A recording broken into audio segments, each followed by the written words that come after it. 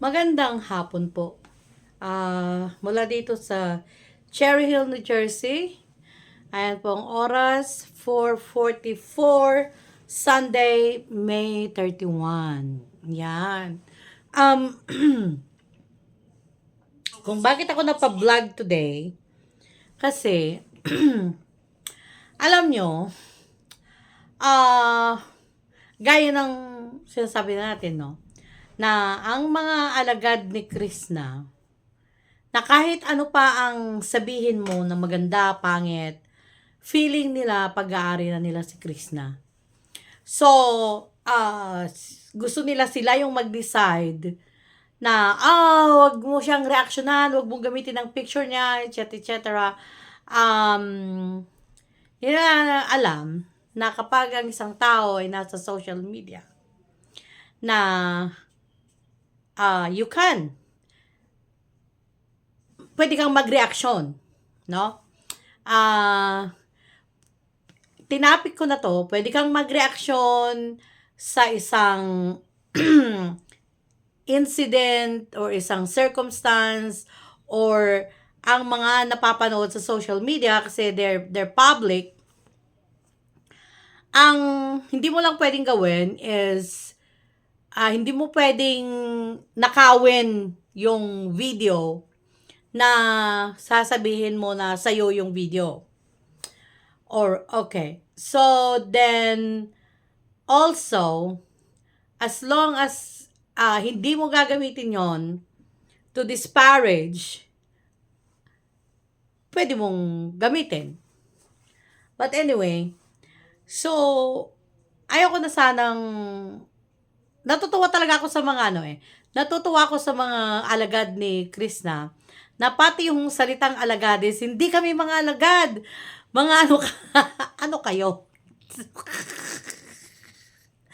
Kasi ang alagad, tagasunod, di ba? Follower, gano'n. Yun ang deeper na Tagalog ng pag-i-English mo, or pag-i-Tagalog mo ang follower. Tinatawag na alagad. Anyway, marami ang mga yung mga alagad, sila yung mga nagproprotesta na nagsasabi na, ang sama ng tabas ng dila mo, tinatawag mo kaming alagad, kami lang minamahal lang namin si Krishna. Yun nga, di ba? Alagad, kasi minamahal nyo siya, iniidolo nyo siya, feeling nyo sa pag-aari nyo siya, na ayaw nyo kapag merong mag-reaction, maganda man o mabuti. Dami nyo hindi kayo pwedeng magkaila kasi sabi nyo sa mga comments nyo, ayaw namin nagagamitin pag-uusapan si Chris na either maganda man o mabuti ang sabihin, ayaw namin. So, yon, feeling nga talaga nila pag-aari nila. So, ngayon, so, ang masasabi ko lang, yung mga nagka-curse sa akin, na sana may masamang mangyari sa'yo o sa pamilya mo, may mga ganon. Ito lang masasabi ko sa inyo. Ang tao walang ginagawang masama, hindi takot sa kahit ano pa ang sumpa na binabato nyo. Kasi, ang mga taong walang ginagawang masama, may protection. No? Ang masama, yung mga nanunumpa kasi, yun ang masama. Yung nagsusumpa ka, nagka-curse ka, sa taong hindi naman dapat na i-curse, babalik yun sa'yo. So, hintayin nyo na lang. Lahat ng mga nagbitaw ng sumpa na sana may mangyari sa'yo at mangyari sa pamilya mo, hintayin nyo na lang yung mangyayari sa inyo. Dahil, lahat yun, nagba-bounce back yun. Shum, bumabalik sa inyo. Anyway, kung bakit ako napa-vlog today, kasi, merong nag-comment na isang alagad ni Krishna.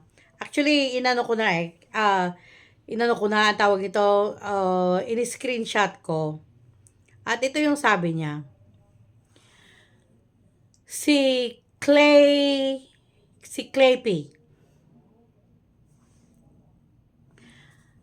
sabi niya, at Enel Marvadoria, sagot niya si Enel Marvadoria kasi sinabi ni Enel Marvadoria, parang pinapaliwanag ba't kayo nagagalit sa tao na hindi naman masama yung sinasabi tungkol sa iniidolo niyo. And anyway, kaya lang naman ako nagalit kasi hindi tumigil, hindi ako galit. So una, sabi ni Claypin na to, kaya lang naman ako nagalit kasi hindi tumigil, hindi ako galit. So ano yun? Kaya daw siya nagalit kasi hindi tumigil, pero hindi daw siya galit. Okay, so kaya ito yung masasabi ko sa mga alagad ni Chris na to, na pati yung sinasabi nila, hindi nila alam. No? Salita na nga na nanggagaling sa kanila, hindi pa nila naiintindihan. Hindi ako galit. Kaya lang naman ako nagalit kasi hindi tumigil, hindi ako galit. Naawa lang ako sa tao na nakiusap na tigilan na, hindi tumigil. Ito yung ito yung gusto kong pag-usapan natin. Tinulungan lang namin si Krishna kasi bumaba ang views. Gumastos kami para lang tumaas ulit. Nung tumaas ulit, hilain na naman pababa. Kung hindi ka supporters ni Krishna, manahimik ka kasi wala kang ambag. Kami, inilalaan namin ng panahon, gastos sa load, marathon namin kasi para makatulong kami, tapos sirain na naman, hay. Okay. Unang-una, walang pwedeng magpababa ng views nang dahil sa reaksyon ng isang nagre-reaksyon. Okay? Bumababa ang views, it's because tanggapin ninyo ang katotohanan na mataas dati ang views ni Krishna nung nakakapit pa siya sa sa Pugong Biyahero. So nung umalis na siya tinanggal na siya sa Pugong Biyahero, naging mataas, mababa, pero mataas naman pa rin naman eh. I don't think na sudden yung pagbaba ng views niya. Hindi naman ako nagsabi ng view. Kayo din naman ng mga alagad, itong si Claypin na to, sabi naman niya na kasi bumaba ang views, so gumastos daw sila para lang tumaas ulit. Tapos nung tumaas, hihilain na naman na pababa. So, walang pwedeng magpababa sa viewership or sa sa viewership ng iniidolo ninyo kung hindi kayo din lang kasi hindi kayo lahat nanonood. So, matagal na ang mga dating subscribers ng Pugong Biyahero Team, matagal nang umalis o matagal na silang mga nag-unsubscribe sa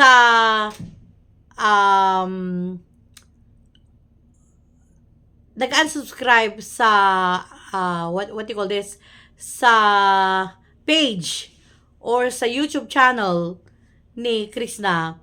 Kaya hindi nyo sila masisi kasi ang mga subscribers ni Sir Paul na nag-unsubscribe is because hindi dahil sa pagre-reaction, hindi dahil sa kasi ang mga subscribers may mga sarili-sariling utak yan.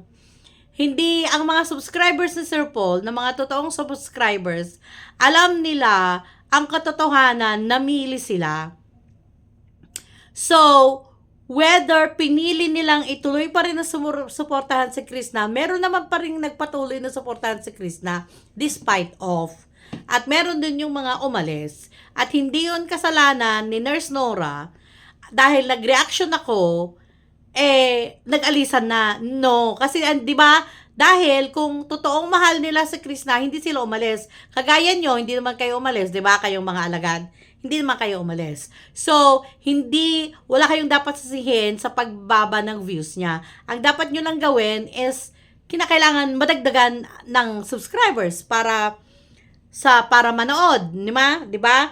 Ito ituloy natin. Ito yung isa pa sabi niya, gumastos kami para lang tumaas ulit. So, okay. Ito lang masasabi ko.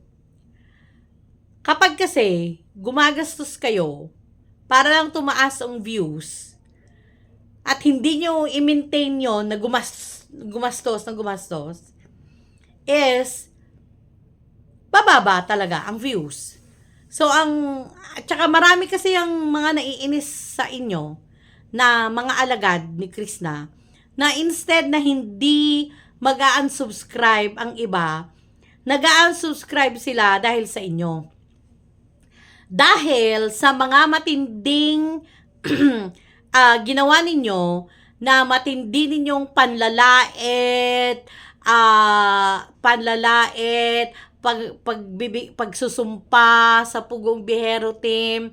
Kayo din ang gumawa kung bakit bumaba o umalis ang ibang mga subscribers na nakasubscribe dati sa dalawa, kay Sir Paul at saka kay Krishna. So, wala kayong ibang sisihin kung hindi kayo. Dahil feeling nyo, pag-aari nyo si Krishna. At isa pa, huwag po kayong bumibili ng views. Kapag bumibili kayo ng views, magiging pangit ito sa channel ni Krishna. Instead na tinutulungan nyo, lalo nyo siyang binabagsak. So actually, hindi ako na nagre-reaction ang nagpapababa ng views ni Krishna. Kasi, sa totoo lang, bakit magpapababa ng views ang mga reaction ko kay Krishna? Ilan lang naman ang views ko. Pinakamataas na, 12,000, 10,000, ganon. Mga mga 5,000, 8,000. So, hindi pwede na yung dahil sa reaction ko is ako yung nagpapababa, hindi kayo. Kasi masyado yung ginagawa ninyong panlalait. Kaya naasar ang mga ibang mga subscribers at umalis sila dahil sa inyo. Kayo po, sisihin yung sarili nyo, kayong mga alagad. Ngayon, possible na naman, kayo na naman ang magpapasara ng channel ni Krishna. Dahil, kapag kayo bumibili ng views para lang tumaas ang views, it's not going to help. Kayo din ang magpapabagsak sa kanya. At wala kayong ibang sisisihin kung hindi kayo. At may algorithm ang YouTube na tinatawag na kapag iisa yung IP address nyo, kung minsan kahit pa 20 times mo na panoorin yan, I believe kasi nakita ko to sa mga experts sa YouTube na considered one view pa rin yun. Kasi isa yung IP nyo, may algorithm ang YouTube. So, hindi dahil gumastos kayo at binaulit-ulit nyo na pinanood ng 30 times, may algorithm po ang YouTube. So, kaya huwag kayong bibili ng views dahil kayo ang magpapabagsak at kayo ang kayo ang dahilan kung bakit nag-unsubscribe ang mga ibang mga subscribers dahil matindi ang ginagawa ninyong pagsasalita, pagbabash. Kagaya ko, marami pa rin naman akong mga solid supporters. Pero dahil lagi nyo akong binabash, kaya ang nangyayari tuloy, yung mga subscribers na nakasubscribe sa akin, nakasubscribe kay Krishna, ang iba sa kanila nag-unsubscribe dahil sa inyo. So, kayo ang dahilan kung bakit bumababang views dahil sa inyo. Marami nang ayaw manood dahil sa inyo. At pagbasahin nyo yung mga comments, marami yung mga ayaw na dahil sa inyo. Alam nila na kahit naman hindi walang masamang ginagawa ang isang nagre-reaksyon, nakita nyo lang, yung sa title lang, nasa picture lang, ang pag-aari nyo na si Krishna, ayaw namin, isa kang butanding, isa kang baboy, isa kang ganito, bakit mo ginagamit ang reaksyon, bakit ka kumikita ng pera? Excuse me, hello, hindi ko po kinakailangan mag-video para kumita ng pera. Okay po? Hindi po kinakailangan. Kung yung mga nurse yan, alam nila ang rate ng isang nurse. Alam nila ang rate ng isang nasa posisyon. So, hindi ko kinakailangan mag-video para kumita. Ang sinasabi ko lang, kumikita ang video ko, hindi dahil ginagawa ko, kundi kay gagawan nyo din. Dahil sa mga comments niyo, sa mga negativity niyo, kayo din ang nagpapataas ng kita ng YouTube channel ko. So, you see, kayo ang dahilan. Lahat na to, kayo. Hindi pwedeng nag-reaction ako dahil nag-reaction ako. bumaba yung viewership niya. No. No. Walang kinalaman yung ako. Kasi, ang mga subscribers, alam nila. Yung mga may utak, alam nila. No? So, yung mga kinapos, I'm sorry, pag kinapos, ang utak nyo, at hindi nyo maintindihan, na kayo ang nagiging dahilan, actually kayo ang dapat sisihin. Kaya kung ako sa inyo, tigilin nyo na yung pagiging, yung feeling nyo, pag-aari nyo si Krishna o kahit pa sino. Bakit hindi naman ganyan ang mga subscribers ni Sir Paul, no? At wag nyo rin akong diktahan kung sino ang reaksyonan ko. Pwede akong mag-reaction kahit kanino kasi ang opinion ko lang naman. Kaya nga, may disclaimer ako. Ang sinasabi ko, opinion ko lang. Hindi ko sinasabi na yon ang dapat paniwalaan ng buong bansa. Ang sinasabi ko, opinion ko to. At yung mga nagko-comment din, sarili din nilang opinion yon. Na sinasabi nila na tama ka. No? At yun lang ang gusto kong sabihin. Kung ayaw nyong masara ang channel niya, huwag kayong bumili ng views. Tigilin nyo na rin ang pag-aalipusta sa mga taong pinag-uusapan lang siya dahil at the end of the day, dapat magpasalamat kayo kung siya ay nire-reaksyonan, ibig sabihin, meron pa rin siyang karapat-dapat pa rin siyang pag-usapan sa social media. Yun ang isipin nyo. Bakit pag tinigilan na siya at hindi na siya pinansin, ibig sabihin, wala na siyang silbi. Ibig sabihin, nakamove on na, baliwala na siya, she's nothing anymore. So, dapat magpasalamat kayo at meron pa rin nagre-reaction na kahit pa feeling nyo, ako ang dahilan ng pagbagsak niya, which is, no, hindi ko inaamin yan. At kahit kailan hindi ko aminin dahil hindi naman ako ang gumawa ng kalokohan. Okay? Hindi ako. No? No, not me. Kaya sabihin mo, yan na naman. Yes. Ang problema sa inyo, ayaw nyong tanggapin. Ayaw nyong tanggapin ang katotohanan. At ayun, yun lang, kawawa si Krishna dahil din sa kagagawa ninyong mga alagad niya. Yun lang ang masasabi ko.